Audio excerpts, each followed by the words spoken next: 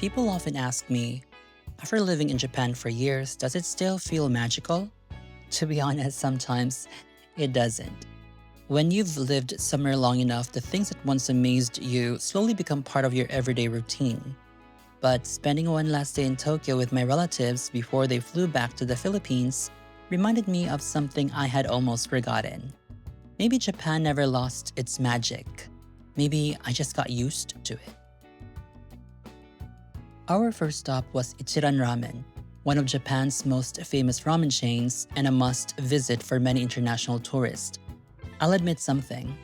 I almost asked them to skip it. Not because I don't like ramen.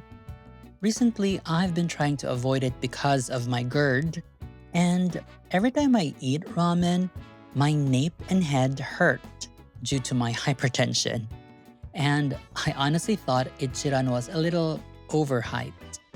Living in Japan teaches you that there are countless local ramen shops that never go viral online but serve incredible bowls, sometimes even better than the famous ones. So I wasn't expecting much until I sat down.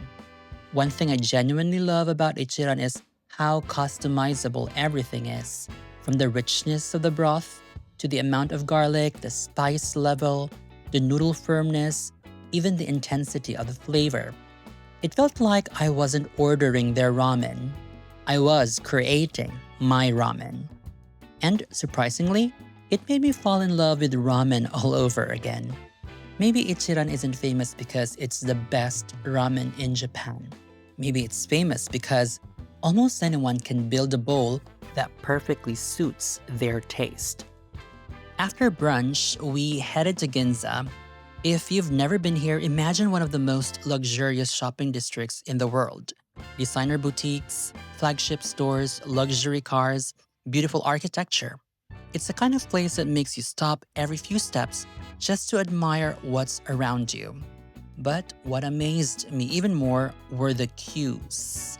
We waited nearly 3 hours just to enter the Onitsuka Tiger yellow store. Then another 5 hours for the On Cloud flagship store. And surprisingly, people were willing to wait, not just us. Tourists from all over the world patiently stood in line because shopping in Japan has become part of the travel experience. Japan welcomed nearly 37 million international visitors in 2025, breaking tourism records, and shopping remains one of the biggest reasons many travelers visit the country. Watching everyone line up made perfect sense. For many of them, this wasn't just another shopping trip. It was probably a once-in-a-lifetime opportunity.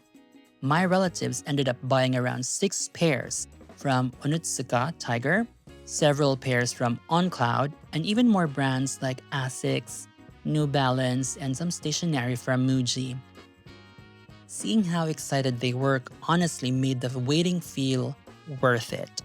While they were chasing shoes, I found myself chasing a different dream. As we walked around Ginza, surrounded by luxury brands, I caught myself thinking, I hope one day I become financially comfortable enough to buy things like these, not just for myself, but also for my family. Funny how your dreams change. Years ago, I would have dreamed about owning a pair of shoes. Now, I dream about having the freedom to give. Of course, waiting for hours wasn't all bad. We explored nearby shops, relaxed at a Starbucks Reserve shop, tried some amazing pastries, and honestly, I didn't even notice how quickly time passed. Sometimes, the best part of traveling isn't checking off famous places. It's the conversations you have while waiting for the next adventure. And before we knew it, it was time to say goodbye. Watching my relatives leave with suitcases full of souvenirs and unforgettable memories made me realize something. Japan really is a paradise for tourists. Everything feels exciting. Every train ride is an adventure. Every meal is memorable. Every purchase feels special, especially if you have tax-free privileges. But living here teaches you a different side of Japan. You learn about rent, a lot of taxes, health insurance, work, social pension, daily responsibilities, the magic doesn't disappear. It simply shares space with reality. And maybe that's okay, because spending this day with my relatives reminded me that sometimes it takes seeing your home through someone else's eyes to remember why you fell in love with it in the first place. So, no, Japan hasn't lost its magic. I just needed someone to help me see it again. I have noticed that most of my new subscribers came to my channel because I have been talking about the Japan Exchange and Teaching Program, or the JET program. So, in the next few weeks, I'll be talking about some of the things that JET ALT applicants are thinking about. I'll be answering some questions from a comment that was left on my previous video. So let's talk about that and more. This is The Ugly Expat. I'll see you next week. Matane!